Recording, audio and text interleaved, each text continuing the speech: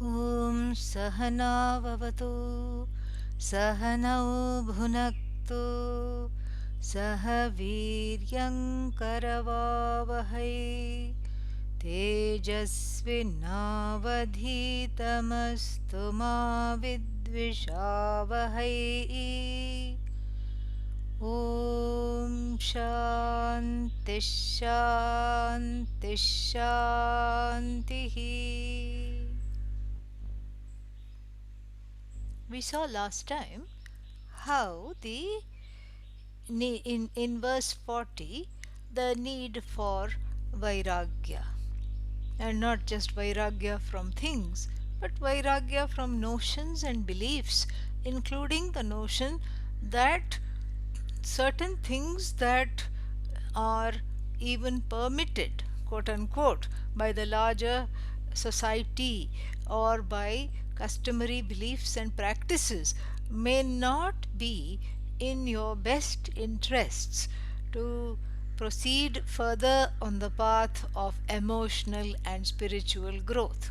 So those beliefs, even though they may be sanctioned by the Vedas, are speaking at a particular time to a particular person at, who is a different kind of an adhikari perhaps, and so that is not to be just seen as a blanket application. It should be more in the line of where one is, and if one is serious on this path of gaining the gaining the emotional maturity and the qualifications to free oneself from the hold of this notion called samsara, then this without vairagya there is no jnana siddhi.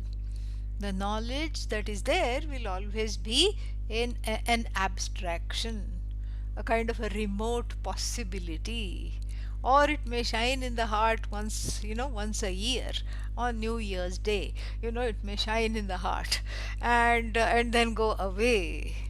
And so therefore, for there to be a consistent presence of this knowledge, so that one can understand and identify with it as the truth of oneself, and that constancy, there is a name for it. It's called jnana nishtha. Jnana nishtha means a constancy in the assimilation and abidance in the knowledge of the self as one's primary and ultimate identity. And so for that, the conscious disidentification from everything in the universe has to be accomplished. And so verse number 41 is going to give us a way of doing this disidentification cognitively without having a dissociation. The disidentification is vairagya. Dissociation is a psychological problem. So there is a difference there. There is a subtle difference, but a very big difference there. Because if we are talking of dissociation, then it's a psychological problem. Anything that's painful, I want to avoid. That is what any person thinks. So, but here we are not talking of dissociation. We are talking of a conscious cognitive vairagya. And vairagya from the jagat itself seems fraught with many dangers, because how can I have a conscious dissociation without and still live in the jagat? How is that possible? I'm supposed to go to work, and then supposed to pretend that it all matters. I'm supposed to bring home money and then feed the family or whatever it is that I do. I'm supposed to be I'm supposed to care and be a contributing person in the society, in the community, in the family. And then yet, what is all this for? And the Veda tells me that the Jagat is not even the Jagat is just best forgotten, Vismriti prayah, Adi Shankara says in one of the bhashyas for the Upanishad. Vismriti prayah means Jagat is best forgotten, as in sleep, it's not even there. And so here I'm supposed to care and participate, but then at the same time I'm supposed to identify with the Jagat. This causes some kind of problem. So therefore, the very ingenious solution, a resolution for this problem of being able to straddle two realities at once, namely the Paramarthika, the absolute reality in terms of the cognition of oneself as Bhagavan, and then the Vyavaharika, the empirical reality of hunger, thirst, kshut, pipasa, and then what else, Shita, Ushna, the opposing heat and cold and all these things. One is supposed to just elegantly straddle both these realities, and here is where exactly the rub is. One can go on studying because there is joy, there is ananda in studying Vedanta. Or one can go on trying to eke out, some kind of a juice from the nirasa, from the juiceless samsara. One tries to, get some enjoyment, like squeezing a stone and hoping for some oil to come from the stone. So they like this. This is where the disconnect is. So the ingenious resolution offered by the Shruti is to see everything as pervaded by Ishvara, starting with one's own body mind sense complex. And so the famous Ishavasya Upanishad puts this solution forth right in the first line of the Upanishad, for which it is named Isha Upanishad, Ishavasya Upanishad, because it starts with the words Ishavasya midagam sarvam yat kinchit jagatyam jagat. Yat kinchit, whatever there might be, asti jagatyam, whatever might be there, Isha idam sarvam jagat. So the whole jagat is pervaded by the Lord. This is something which is to be understood. And for those that are wondering, if anybody is wondering, why bring in the Lord when I am supposed to see everything as an extension of myself? Isn't it true that Atma, Paramatma, these distinctions are all swallowed up in the wake of the knowledge that Sarvam Khalvidam Brahma, everything is Brahman, and I am this, the self is everything. And so why drag in poor Ishvara? Must be tired after dealing with the Jagat. Let Ishvara be. Why don't I just understand everything as the truth of I? If this wondering is taking place, for that, the answer that is given is that yes, you are not incorrect. Everything is the self, but the self that one is trying to discover is non separate from Ishvara. And that's where the assimilation has to take place, because there is no Brahman available, no pure Brahman available, because it is a manifest. We are talking of a manifest universe. And until one settles account with the manifest universe, there can be no spiritual progress. And one cannot settle accounts with the manifest universe until one confronts the source of the manifest universe, which is Ishvara, and re-identifies oneself in the light of this understanding, in the light of this discovery, that there cannot be any kind of settlement. There is no settling of any kind of doubt, despair, dejection, etc., centered on the world. Remember, the world includes your body and mind. And so there can be no resolution of the doubts and despair centered on the body and mind without looking to the source, and without reckoning with or connecting with or thinking about or the source of the universe, which is Ishvara. And making peace with the source of the universe calls for embodying this body mind sense complex and re-identifying oneself in the light of this understanding as a devotee. That's the only possible way. You may not be given to acts of devotion. You may not be wanting to, ring the bell and do arati all the time and then do this, do that. You may not be interested in that.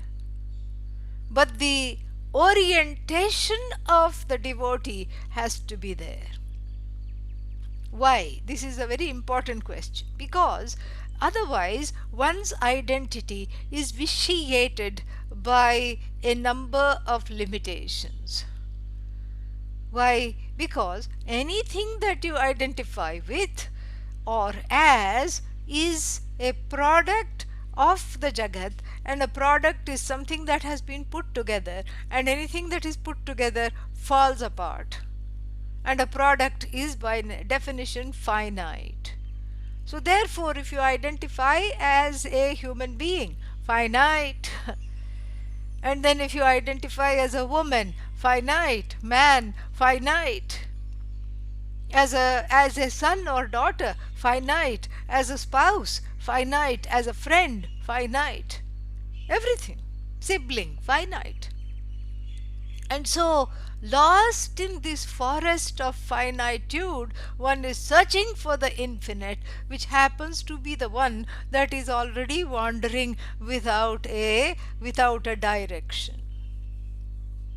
And so, not seeing the truth of oneself is a very costly mistake, because it leads one to constantly go down the forest of rejection and dejection. This is the mistake. So then, as one identifies with all the things that one does, including the notion that one is a karta, doer, one is a bhokta, the recipient of the results of one's action that one has already done. So this karta, bhokta, pramata, knower, manta, the one who is opinionated, has some thoughts and wants to share them in a blog, all these things. So karta, dharta, all these things, these are finite identifications, and these identifications are very, very costly, because they miss the truth of oneself as naturally disidentified from all of them. Why? Because one is everything without being any one thing. And to understand this, the equation between oneself and Ishvara is done very thoroughly and in a very sophisticated way through following certain steps. And the steps here is to understand that I have to re-identify myself as a devotee. And I already told you one reason to re-identify as a devotee, because all other identifications are finite and I am searching for the infinite. The second reason to identify as a devotee is even more compelling, and that is because the whole concept of Ishvara as an authority figure, as someone, as a tyrant, making up rules that one has to follow, and that divide between the object of devotion, Ishvara, and oneself, that gap is very much there. And in identifying with as a devotee, that gap is as though bridged, because there is a sense of belonging. And this is very important, to tether oneself in a sense of belonging to not things in the universe, but to something that is fundamental to oneself. And the core person, Pujya Swamiji used to always say this, the core person is a devotee. The core person is related to Ishvara. And that devotion and that relationship has to be discovered and dwelt in very, very, very firmly. And the indwelling of this relationship, the reclaiming of this relationship, is is tantamount to the gain of the knowledge, because that allows one, that tethering oneself to Ishvara allows one to let go of other identifications, gives the strength, gives the ability to hold on to something while dropping other things. This is where the Vairagya came in, we saw that last time. So therefore, and the and this following up on this, the reminting oneself as a devotee, finally, the last reason to do this is because one cannot live in the world without relating. And if one is relating to each and everything in the Jagat, it soon turns into a dysfunctional relationship, starting with the family, starting with the friends, starting with everything. It's a dysfunctional relationship. Why? Because it is based on expectations. You scratch the back and I'll scratch the back and all these things. And then whenever there are expectations, there is a train of disappointment hurtling down the antakarana, crashing into various objects along the way, crashing into the devotion, crashing into everything, crashing into the shraddha, because all these expectations that I have and I had are gone. And why are they gone? Because the people connected to these expectations have left them unfulfilled. And then one is left with a bag of unfulfilled expectations, and that unleashes a new reign of karta bhokta cycle. I have to do more in order to fulfill these, and then that also didn't come out right, and therefore I am doing the bhoga, I'm consuming sorrow, and that didn't come out right, and so I'm going to do some more. And then it also increases the alienation from the Jagat itself, because one gets a kind of a false and ersatz vairagya. What is this ersatz vairagya? The ersatz vairagya is thinking that I hate the Jagat because it could not give me it is not giving me what I want. Kind of the fox and the grapes story. The fox was keeping on jumping and jumping and jumping and jumping for the grapes, and then it got tired. It had a workout, but then it got tired. So it ran away from the grapevine. Why? Because it superimposed its own conclusion upon the grapes. It did a adhyasa on the grapes. And what did it project on the grapes? The quality of sourness. Because I can't reach it, therefore it must not even be worth having. This is a false. So the fox had a false vairagya, a very foxy vairagya. And so here too, this foxy vairagya, the self is protected from, as we will see in this beautiful verse from the Ishavasya Upanishad. And to protect from the foxy vairagya, and the foxy, the false vairagya is centered on disappointment. And even that can be converted. Aparokshanubhuti and other texts tell us even that in the hands of if you bring that kind of a small false vairagya to the teacher and the Shruti will help convert it into true vairagya, called Nirveda in the Mundakopanishad. And that also we are going to see in verse number 42 in the next verse, how that happens. But for now, this false vairagya, it doesn't lead anywhere except to a certain kind of a disenchantment and, and then being like a zombie. going about one's daily life, doing the things that is one is supposed to do, but the heart is not there, including the study of Vedanta in our Zoom kulam. So the zombie studying in Zoom kulam, this is what it is. And so therefore this this crafting this relationship with Ishvara, a conscious crafting of a new identity as a primal devotee, protects against disappointment, protects against disappointment of other relationships in the Jagat. Why? Because Ishvara is incapable of disappointing. That's why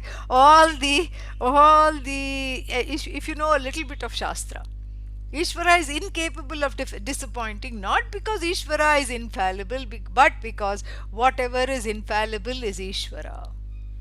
That's why you go to the Hindu temple and all the devatas are smiling, smiling, and then holding out one hand.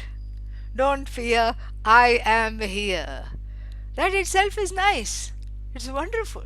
To go to the temple, they're all dressed to the hilt, and then they're all wearing their Sunday best, even though it's a Monday, and then they are all just happily smiling and showing the hand, showing the blessing hand. So this is why? Because it's in keeping with the view of the Upanishad. Ishvara does not have a mind, so thankfully that is a very good thing. A mindless Ishvara is a good thing, mind you, because no raga dveshas. Because the raga dveshas have to sit somewhere, and then here they are playing musical chairs constantly because there's not even a single chair for them to sit on.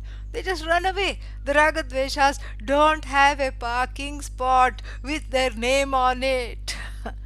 Dvesha parks here, reserved for raga, reserved for dvesha. No place. No locus for raga dvesha, no locus for partiality, no locus in the head, because every head is Ishvara. Ishvara is essentially without antahkarana. No antahkarana, therefore no raga dvesha. And forging a relationship with such an entity consciously protects against disappointment, protects against disenchantment, and fortifies one to feel a sense of connection with the whole through everyday practices, puja, whatever you have. You may not have puja, you may just go and commune with Bhagavan in nature, whatever it is that you do. The look, the orientation is to relate first and foremost to something greater than oneself and something greater than the sum total of all the finitude that one finds in the universe, namely Ishvara. By whatever name or form you may invoke this Ishvara, that is immaterial. So when you have this relationship, then you remint your identity as a devotee, in other words, aka connected to Ishvara. And in that connection is a relative security, expressed in the Taittiriya Upanishad as na bibheti kadachana iti. There is no fear of anything anytime, because Ishvara is invoked as the source of oneself, as one is connected to this Ishvara as the devotee. And so any disappointment, dejection, despair, there is some feeling that there is Ishvara will protect, Ishvara will take care. There is that leaning on Ishvara. So learning to withdraw from leaning on people, things, objects in the Jagat for one's fulfillment, and learning to lean on Ishvara is a quantum leap, and removes most of the dysfunctionality and makes one ready for this teaching. This is why Ishvara has to be brought in, because Ishvara is that which doesn't go away even after knowledge. Because after knowledge is you resolve as that Ishvara. You, the individual, resolves into this Ishvara that is being studied as the truth of oneself. Or you can even say Ishvara resolves into this I. It's one and the same. Soham, Saham, whatever you want to say, that's what the whole thing is. And so, therefore, this even though this may be considered by many as an intermediate step, so to speak, seeing everything as Ishvara, and most of our classes we spend Ishvarizing this, that, and everything, and there is a reason for that. It's not an intermediary step. It is an important it's an important part of the journey. It's a journey to oneself. And so therefore the Ishavasya Upanishad asks one to recognize the fact that everything, starting with the body mind sense complex, is pervaded by the Lord. And then there is a very interesting injunction in the second line of the Ishavasya Upanishad. Tena tyaktena bhunjithaha ma gridha kasya svidhanam. Tena, tena means asya jnanena.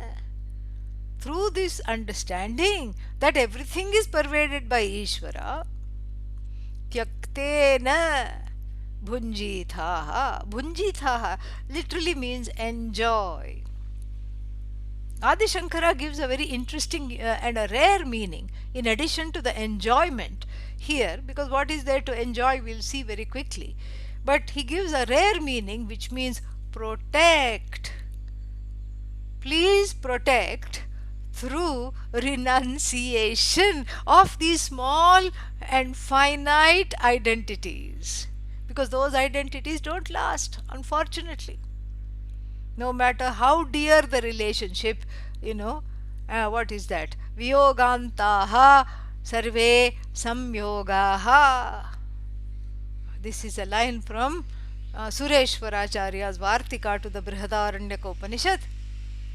Viyogantaha sarve samyogaha. All coming together is until one goes apart. Every coming together is finite.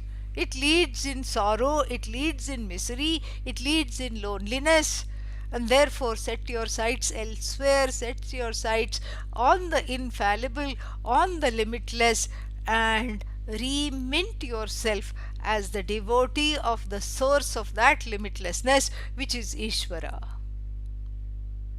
It is the other end. You are here in this jagat, and you have a body mind sense complex. Somebody is the niyanta, the controller of this body mind sense complex, of the weather, of every other person behaving in strange ways, and you have to remint yourself as someone connected to and identified as a devotee of this being who is free of ragadveshas and who cannot disappoint.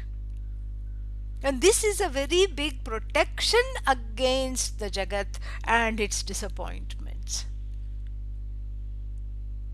And then therefore, then the vairagya is reiterated in the last sentence. What is that sentence? Ma gridhaha. Don't. Gridhaha means akanksha. Akanksha means expectations, desire. Don't have any expectation, or free yourself from the bane of these expectations. Of what are the expectations? That the world has the capacity to make me happy. Why? Why shouldn't I expect that? Because it will lead to disappointment. We have already seen that. Objects in the world being finite, you being really in search of the infinite, will sooner or later be in the doldrums. So query your expectations and see that this is the logical end of all expectations. Therefore, ma gridha, don't covet. Don't keep on looking at what the other person has. Kasyasvit means other people's, whosoever it may be. Other people's dhanam. Dhanam means not just wealth here, but other people's resources, other people's karma, other people's destiny. Because if one is unhappy, one looks at the world and says, oh, how come they are so happy? How come I am not happy? This is human nature. But you see, this is a manufactured unhappiness. Here you are, you belong to Ishvara. The Ishavasya Upanishad says. And in understanding everything as Ishvara, then and you are one with Ishvara, then ultimately there is really nothing separate from Ishvara, then there is no possibility of being disappointed. Your separation causes anxiety, disappointment, etc., and therefore resolve that by protecting the self from disappointment in two ways: by regarding the Jagat as Ishvara, by regarding your own body, mind, sense complex as Ishvara, and then finally by letting go of the personal value projected onto the Jagat. There is a value projected onto the Jagat, and that pratibhasika, that subjective value, has to be withdrawn by understanding oneself primarily as a devotee. I am first a devotee, then a son and a daughter. Devotee son, devotee daughter, devotee mother, devotee father, devotee sibling, devotee co-worker, devotee employee, devotee employer. So all the other things are overlays on the original identification, namely that of the devotee. This is what protects. This is what protects. Why? Because if there is a disappointment in the role of the son or the daughter, if there is a regret in the role performed of the mother or the father, then you go back to being the devotee and watch from that inner space. Watch and heal that pain from that standpoint of being the devotee. So the role of the mother and the father doesn't roll on to the devotee. The devotee is free of all roles. The role is not free of the person. The person, no doubt, performs the roles, but the person is free of the roles because the person is a devotee. That's the only role. And so this is why, this is how there is a protection against the disappointments connected to the finite. And then the word bhunjita, as I said, also means enjoyment. Enjoyment here is, of course, the unbridled enjoyment, limitless enjoyment of oneself as free from wanting, free from disappointments, free from strife, free from conflict. The enjoyment of one's own nature is it wells up, so to speak, which was already there, wells up and comes to the fore when one stops engaging in milking the Jagat for small liters of enjoyment. This is what the whole thing is. You keep milking the Jagat for enjoyment, the Swananda, one's own the truth of one's own self as a source of ananda will always be elusive. Why? Because the ananda that you get from the Jagat is non-separate from your own ananda, and your own ananda talked about by the Upanishads, the limitless ananda, of course, while blessing all other sources of ananda, transcends them also. This is why. So, there is no, in other words, there is no free lunch. You give up the penchant for eking out some desired objects and some enjoyment from the Jagat, and watch what happens. This is what the Ishavasya, the message in short of the Ishavasya Upanishad is. And so now let us look at the verse. We had seen the meaning last time, but we'll go over it again. So we are talking of verse number 41. यत्किञ्चिन्नामरूपात्मकम् असदेवोदितं भाति भूमौ येनानेकप्रकारैर्व्यवहरति जगद्येन तेनेश्वरेण तद्वत्प्रच्छादनीयं निभृतरशनया यद्वदेशद्विजिह्वः तेन त्यक्तेन भोज्यं सुखमनतिशयं मा गृधोऽन्यद्धनाद्यम्.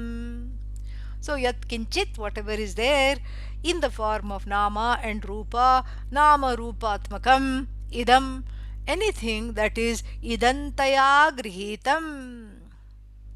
Idantaya means as the object of this cognition. Anything that is an object of this cognition does not belong to the I. The I cognition, as we see everywhere in the Upanishads and the Brahma Sutra, is separate from this cognition.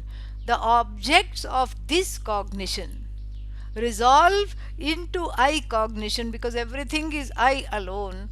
But the I cognition does not, by contrast, resolve into this cognition. So anything that I use the terms this to identify things in the Jagat is simply name and form that is pervaded by the presence of Bhagavan, Ishvara. This is how we have to look at the Jagat, as a shell pervaded by Ishvara. Like you have, what is that? You have some kind of filling. We have these, these filled sweets. In all over the world, we have various kinds of filled sweets. In France, we have this eclair. You make a very light pastry and you inject it with chocolate or whatever it is. And then, there is there is a covering and then there is a filling. And in India, we have, what is that, Modaka, the delight of Ganesha, but actually it is the delight of you, but poor Ganesha is dragged into it so that you can have an excuse to make it often. Yeah, that's all. Modaka literally means the one who is an agent of giving joy. The one who gives moda is Modaka. Simple. Yeah. So then, so Ganesha gives joy. No. That which is in Ganesha's hand or in his trunk in some renditions, that is what gives joy. So what is that thing that is in the hand of Ganesha? It's a very interesting, kind of a sweet. Filled like this, a kind of not quite a laddu with a shikha, a laddu with a tower, little, pinched off top. And that is something fascinating because there are different ways of making it. The diet conscious people can steam it, and those who are not, and the otherwise it can also be fried. And so it is just some kind of a dough, rice dough, wheat dough, and then you make a calorie ball, coconut, ghee and jaggery, and then you cook it.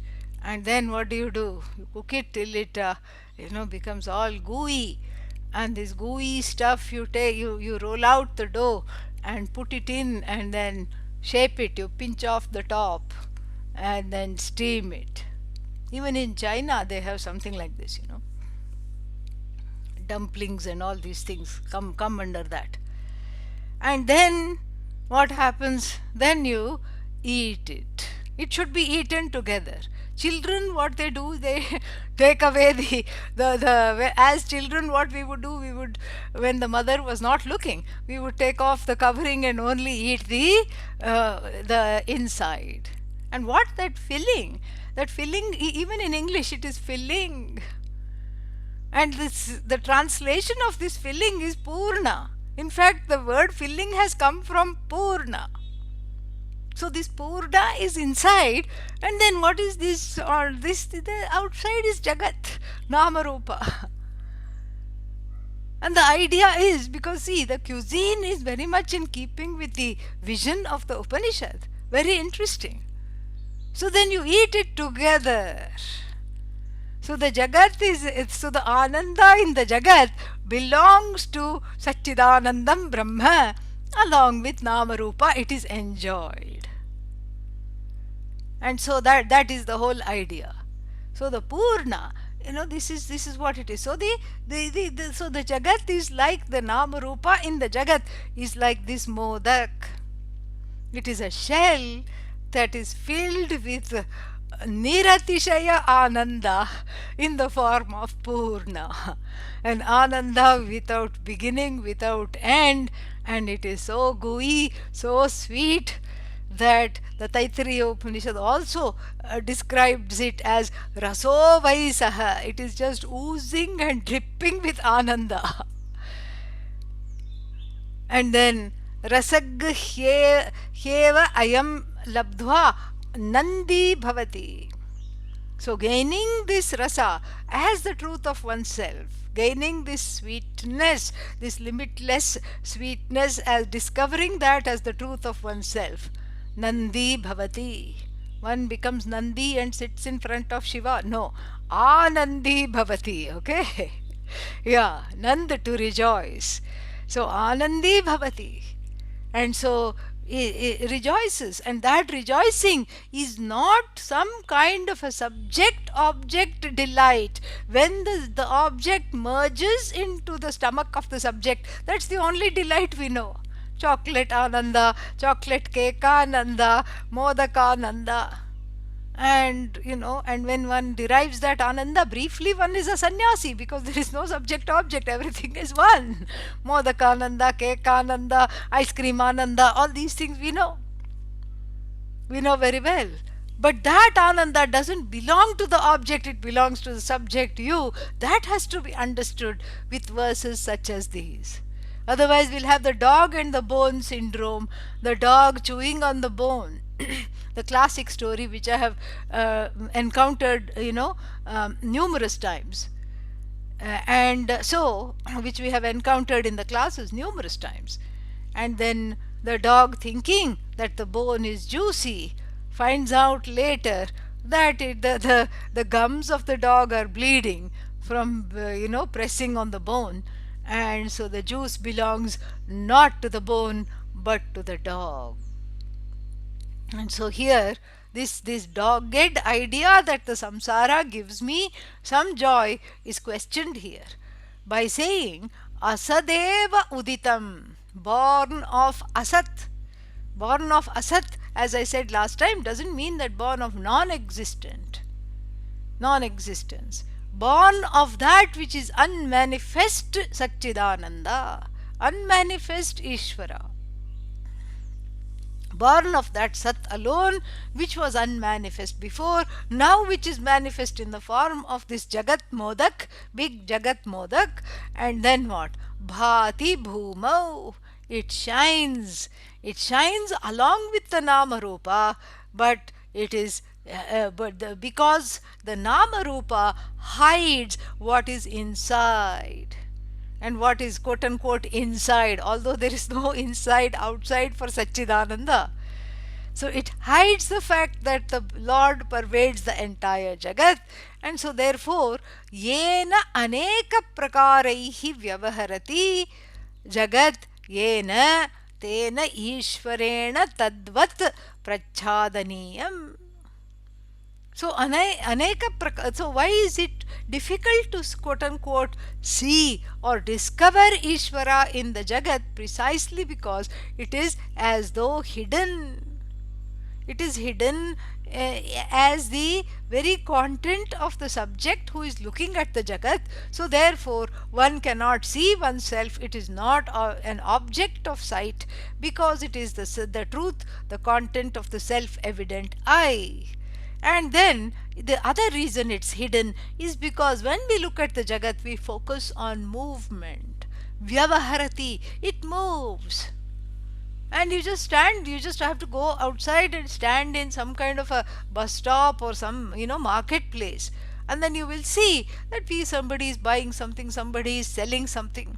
Both are happy because the buyer thought it was just wonderful that I got this at a low price, and the seller is happier because the seller said, what a gullible fellow, I sold it to I sold it to this fellow at two times the price, and he went off thinking he got a bargain.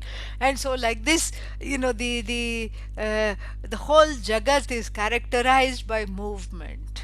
You sit in front of the beach, the waves are crashing in, crashing out. Or, okay, there are no waves, you sit among the trees, you see the wind swirling through the trees. Everything is moving all the time.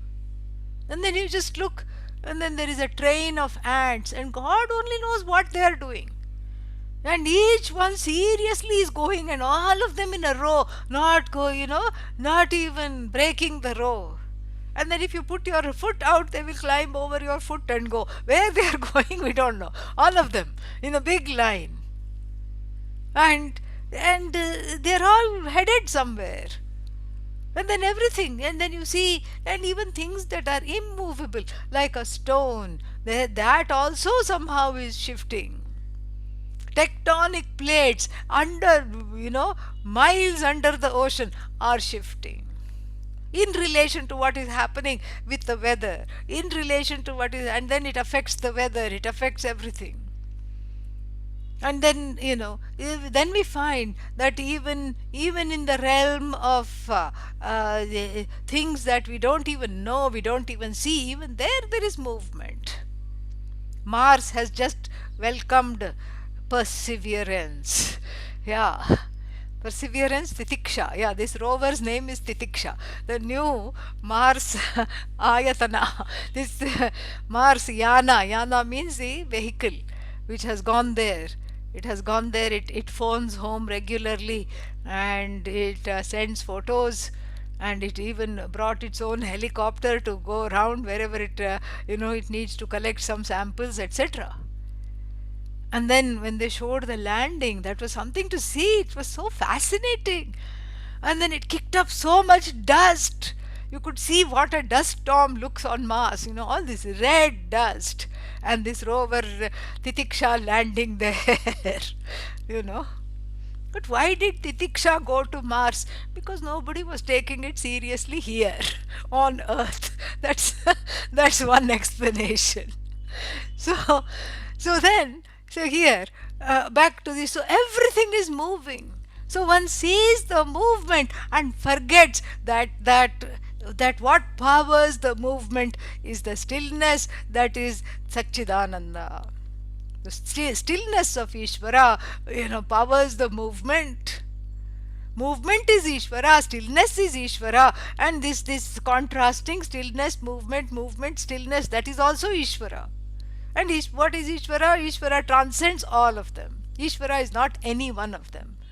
And so that is not available for transaction, because what is available for documentation is transaction, is growth, destruction, movement, birth, death, and all these changes. The Shad Vikaraha, the 6 kinds of modifications. Something is growing, something is existing, something is blooming, something is decaying, something is dying. That's what we are seeing all the time, and that's what becomes a subject matter of all PhDs. And then we see things in various states of change. We don't see that unchanging eye that is viewing the change. And so therefore, yena tena ishvarena, so by which Ishvara this is this jagat is pervaded, that is not understood, that is not seen. Why? It is talked about in the next line. Tadvat prachhadaniyam nibhrita rashanaya yadvad esha dvijihvaha, yadvad esha dvijihvaha निभृत रशनया प्रच्छादनीयम तद्वद जगत येन तेन ईश्वरेण. So yadvat means just as the rope is pervaded by the two-tongued serpent. Serpent means that, what is that? Our rope snake. Yeah. So the rope is pervaded by the snake. That's why I asked the question last time in this example, which is the Jagat? Is the snake the Jagat? Or, which is Ishvara, which is Jagat? So, rope is Ishvara. Here, to be clear, snake is the Jagat. Why is the snake the Jagat? Because the snake is an object of fear that one wants to run away from. But then, in the light of this knowledge, when the flashlight of this knowledge is illuminates this so-called snake of the Jagat being a terrifying place to live in, even in one life, what to talk of life after life after life? What a horrifying thought! And then, then one sees when the light of knowledge illumines this so-called snake of the Jagat, there is no scaliness, there is no sliminess, there is nothing except Ishvara, and which is signified here by the example of the rope. And so all this is what? All this is a big aropa, a big projection of one's own raga and dvesha, one might add, even though that's not really overtly talked about here. So yadvad esha dvijihvaha. So just like that, just like the snake pervades, the snake within quotes, okay, so the snake pervades the rope, as it were, and so to speak, the snake pervades the rope. And then nibhrita rashana means the concealed rope. The snake pervades here means conceals, because the word achhadaniyam, prachhadaniyam, the root verb is chad, as Adi Shankara points out in the Bhashya, chad, to cover. So chad, to cover, chad, to pervade, double meaning. So here in the snake rope example, the snake conceals the rope, covers the rope. The notion of the projected snake conceals the rope, covers the rope, and in the what is exemplified, the Ishvara pervades the Jagat. And the Jagat, with all its movements, what does it do? It as though conceals Ishvara. So that is how to understand it. It's little involved, but I think it can become very clear when you look at the example. So therefore, tena tyaktena bhojyam. Here, tyaktena means giving up. Bhojyam, enjoy. So give up what here? That's why this snake rope example is used in a very unlikely place here to talk about the projection of the Jagat as a place of fear. That is what is given up. The Jagat, along with all its notions, because the Jagat is notional. The notional Jagat is a two-tongued serpent causing sorrow. The Ishvarized Jagat is a benign Jagat. So then there is a visual adjustment that takes place where the notional Jagat is given up and the Ishvarized Jagat is retained. Retained means what? You have no power to retain it. It simply is. You have withdrawn your projection from the Jagat. Just like the snake is withdrawn from the rope. So this withdrawal is called tyaga, vairagya. And that withdrawal, which is of course cognitive, but which is aided by the practice of vairagya, the everyday life of giving up, the penchant for reproducing the finite, when that is given up, what happens? Then bhojyam, the Jagat and all its accoutrements become enjoyable because they are nothing other than Ishvara. And what is to be enjoyed here? Sukham anatishayam. Anatishaya sukham. Limitless happiness. Limitless happiness becomes evident to the person who has withdrawn one's own raga and dvesha projections centered on the Jagat, starting with one's own body-mind complex. This is the idea. Very beautiful. So then, what remains is to be enjoyed as the truth of oneself. So the shell, in going back to the Modaka example, like the curious child takes away this because takes one bite and it's a little insipid, and oh, the filling is what matters. That's inside. So the child takes away what is outside and goes straight for the Purna. Here also, the jnani goes straight for the Satchidananda as the truth of oneself and enjoys abiding in the Ananda as Purna, regardless of what the Jagat brings. The Jagat cannot bring, this is something which is important to understand, the Jagat can bring discomfort because the weather is one day cold, one day hot, one day this, one day that, so many things. The Jagat can bring uncomfortable situations, all right, but the Jagat is incapable of bringing pain. For that, you have to be there. You meaning the disappointed ahankara giving rise to various projections. So the dejected, disappointed ahankara should be there. Then only the Jagat becomes a source of sorrow because there is some kind of a conversion taking place. What is this conversion? From discomfort to disappointment. If there is discomfort, it can be addressed. Okay, I'm hot, let me turn on a fan. Well, I don't have a fan. Okay, go out in the breeze. No, there is no breeze to be had. Okay, sit and do japa. That's the only other option available. No breeze to be had. No, now I'm really cold. Turn on the heat. No heat. Where these Texas people know this now. No heat. No water. No electricity. Then what do? You just put on all the clothes there and huddle. Oh, but have a fireplace. No fireplace. Okay, just huddle. That's what it is. And so that what cannot be altered, we are talking about. We are talking about that. That's why I said the perseverance has gone to Mars, because here is where one can help oneself with titiksha. Perseverance. What cannot be altered, the only thing to do with that is to put it at the altar that is infallible in the form of the prayer. Please see me through this crisis.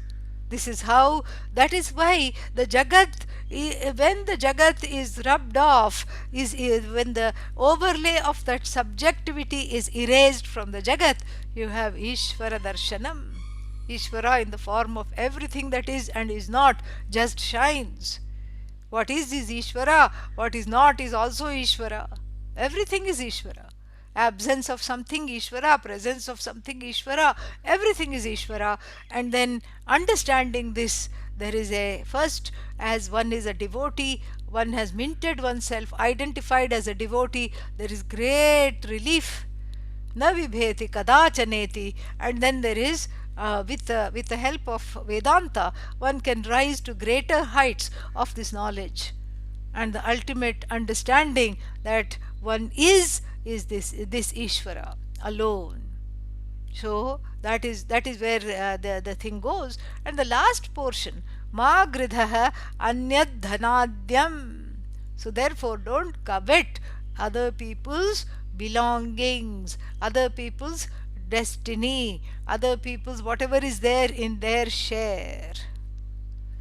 And the Gita also says this, Swadharme nidhanam shreyah paradharmo bhayavaha. So the Swadharma, of following one's own, whatever one has to do, or however one has to express oneself in this universe, even though imperfectly done, is far better than trying to go into somebody else's shoes and trying to do something else for which one is not equipped.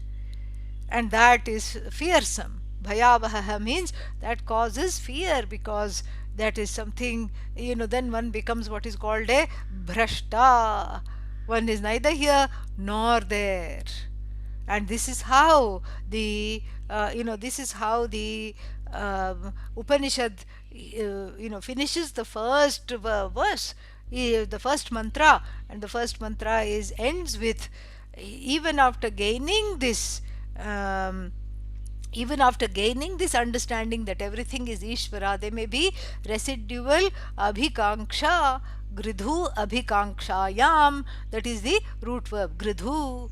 And so, and then how did this person get this? Why can't I have this, etc. And then so then it goes back. You fall back on the vairagya, go back to the basics of vairagya. And then the next verse is going to talk about the, what is it going to talk about? Let me see before. Yeah, so the next verse is going to talk about the path of the mumukshu, and how to how is this knowledge gained, and how to just be on this path, the twofold path of the mumukshu, jnanam and karma yoga, and abhyasa, nididhyasana, all that is going to be talked about. We'll see that next week. Om Purnamadah Purnamidam Purnat Purnamudachyate Purnasya Purnamadaya Purnamevavashishyate. Om Shanti Shanti Shanti. Harihi Om Shri Gurubhyo Namaha. Harihi Om. Thank you. Thank you, Swamiji, Om Swamiji. Om Thank Om you. Om. Oh. Take care. Thank you, Swamiji. Om. Om.